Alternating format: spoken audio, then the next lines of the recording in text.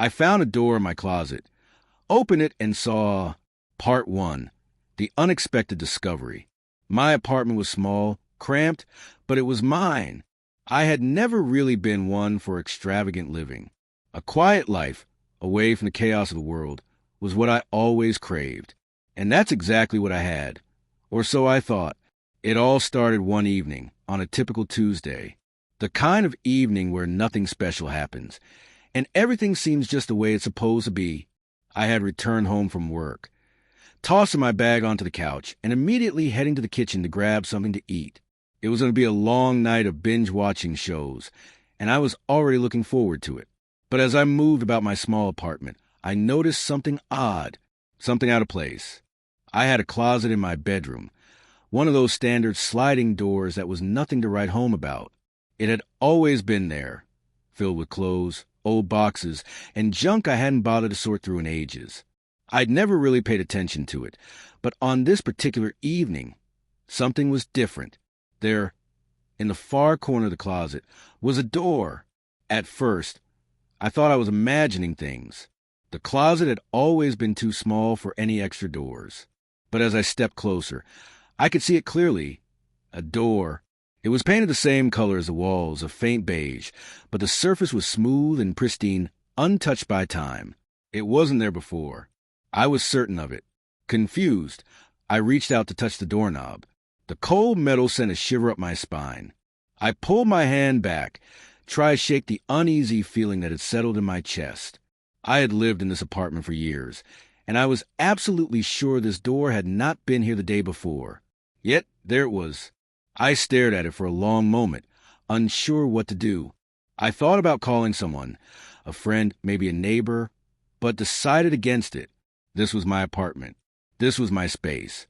And I wasn't about to let a random door scare me. With a deep breath, I twisted the doorknob and pulled the door open. The darkness beyond was immediate. Thick, impenetrable darkness. My first instinct was to step back, but something inside me pushed me forward. The door wasn't wide enough to allow any light from the room to penetrate, leaving the space beyond it completely concealed. It was strange.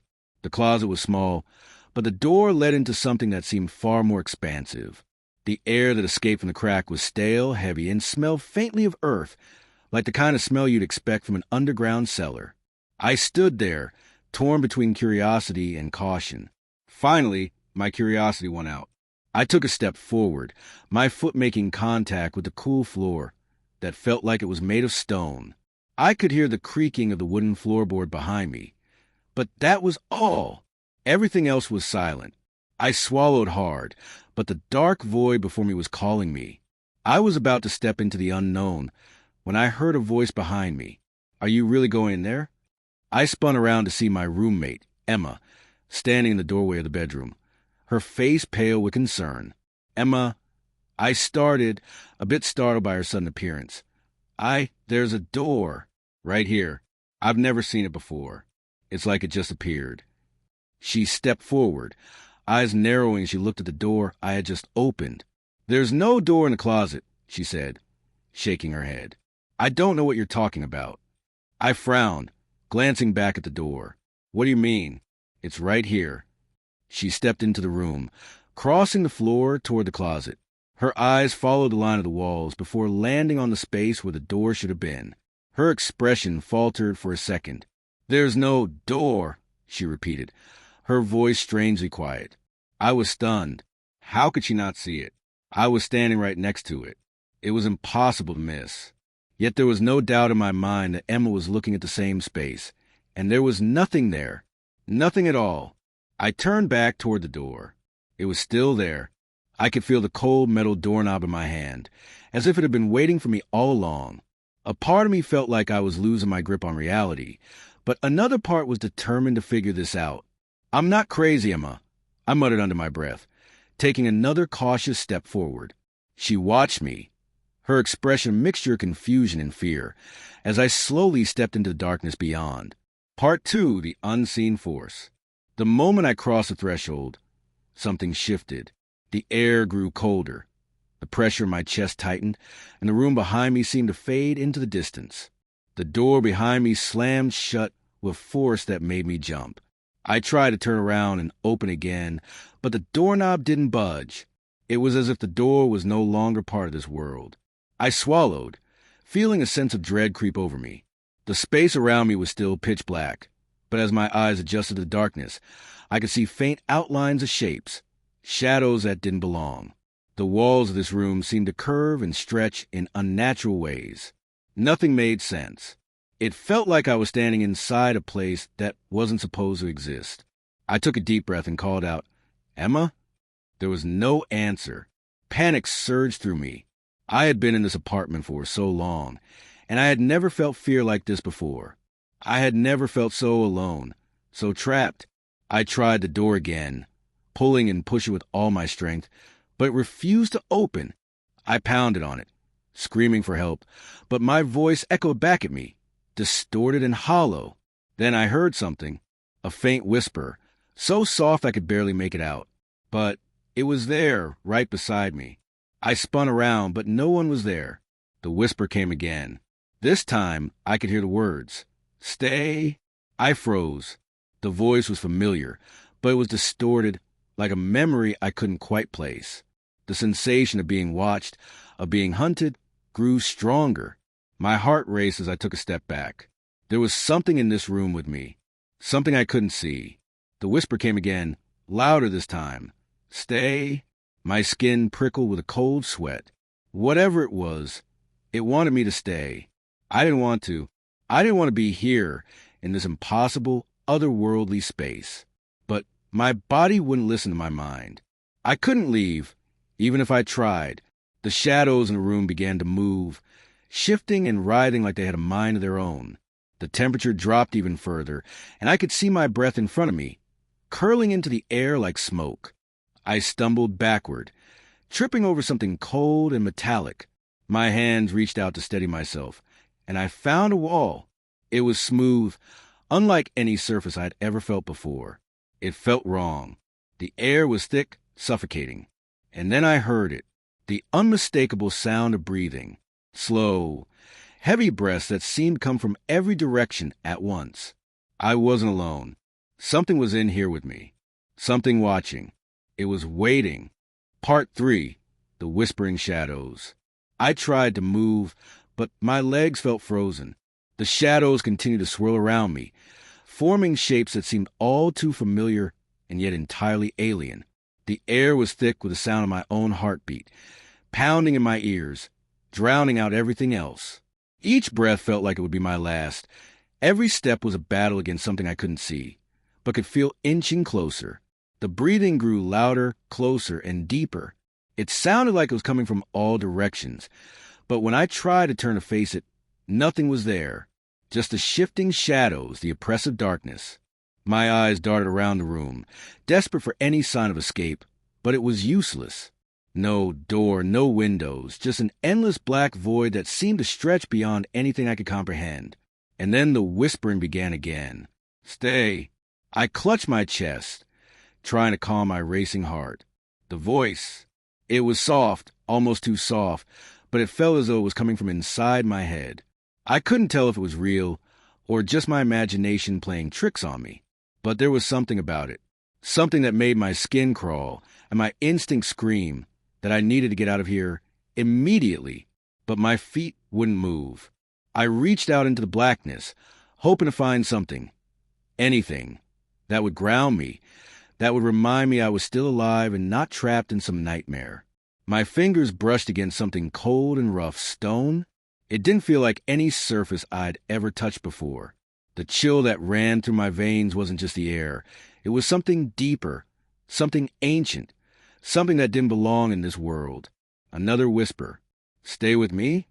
I froze. The voice was clearer now, more distinct. It wasn't the shadows I had been hearing. It was something else. My eyes widened in terror as I turned, my mind racing to comprehend what was happening. The room around me flickered, as though the shadows themselves were shifting and warping, and in that brief moment of distortion, I saw it. A figure, tall, cloaked in black, with glowing eyes that burned through the darkness. For a split second, I thought I saw the outline of its face, a face that was nothing like a human's. It was long, angular, almost skeletal, with a wide, unsettling grin that sent a chill straight to my core. The figure didn't move, but its presence was enough to freeze me in place. "Who are you?" I managed to gasp, my voice barely a whisper. "What do you want from me?"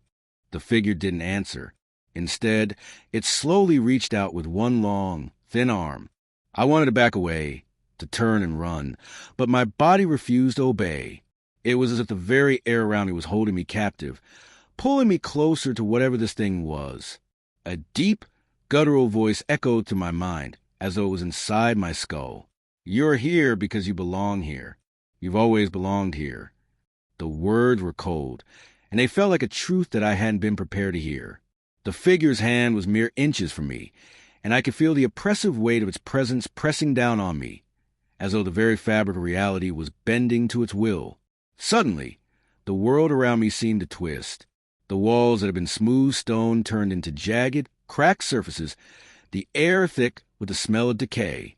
The shadows no longer danced. They lunged, creeping toward me like hungry beasts. "No!" I gasped, taking a step back, but I was still frozen in place. The figure's hand was now reaching for me, and I knew that if it touched me, I would be lost. I would never return to the world I once knew. Just as its fingers brushed my shoulder, I heard a loud crash. The door in the closet. It opened. In an instant, the figure vanished, and the room returned to its previous eerie stillness. The shadows seemed to recede, the oppressive weight of the air lifting slightly. I turned toward the door, my heart still racing, my breath shallow. I didn't hesitate. Without thinking, I bolted toward it, stumbling over my own feet in my frantic rush. I threw open the door and... Part 4. The Return. I was back in my bedroom. My heart was still pounding in my chest, my body trembling. I looked around, trying to catch my breath, but everything appeared as it should, ordinary, unremarkable. The door I had opened in the closet was gone. There was nothing but a closet full of clothes, just as I had left it hours ago. Had it all been a dream? I wanted to believe that, but deep down I knew the truth. The feeling in my chest told me otherwise. The door, the shadows, the figure, it hadn't been a nightmare. It had been real, and somehow I had crossed into something that wasn't supposed to exist. I walked slowly toward the closet, half expecting the door to reappear before me. But when I opened it, there was nothing but the usual clutter of clothes and forgotten items. I breathed a sigh of relief. Maybe it was over. Maybe I was safe. But I knew I couldn't shake the feeling that something had changed. The door, whatever it was, had marked me, and no matter how hard I tried to forget, I could still feel its pull, lurking in the back of my mind. The whispers, the figure, the darkness, it was all real, and sooner or later, it would come for me again. Suddenly, the lights flickered. A soft, cold breeze swept through the room, carrying a faint whisper on the wind. "Stay!" I spun around, heart in my throat. The closet door slammed shut. Part 5. The Final Door. The air in the room grew colder with each passing second. I stood there, frozen, my hand still gripping the closet door handle as the sound of the whispering voice continued to echo around me. "Stay!" It wasn't just a whisper anymore. It was a command. My heart pounded against my rib cage, louder than ever before, but my body refused to move.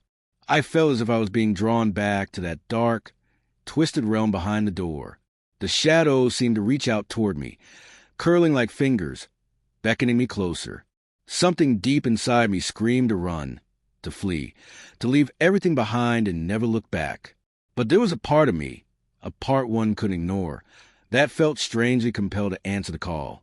I slowly turned my head toward the closet, where I had just moments ago closed the door to find safety. But the door was now wide open again, and beyond it I saw something else. Something that hadn't been there before. A second door. It was small and unassuming at first glance, yet something about it felt wrong. The edges of the door were covered in what looked like scorch marks, as if it had been burned by some unseen force.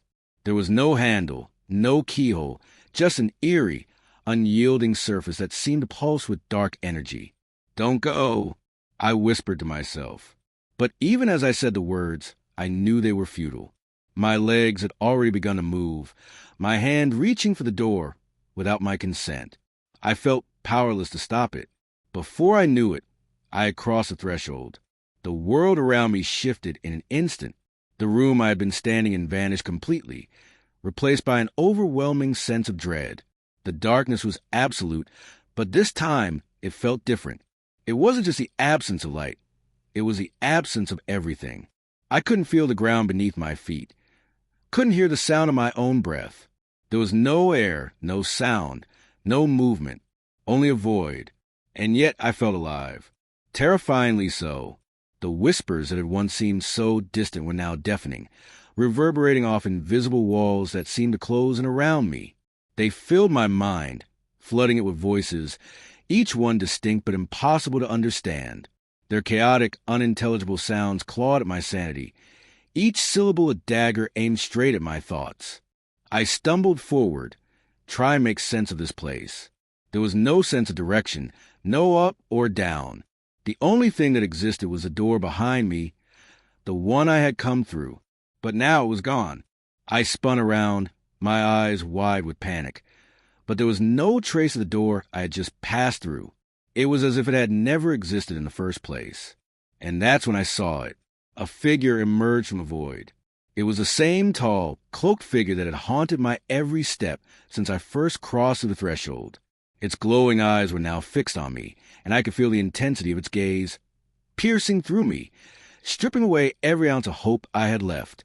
"You shouldn't have come back," the figure spoke, its voice a low, guttural whisper. "What is this place?" I gasped, my breath shallow.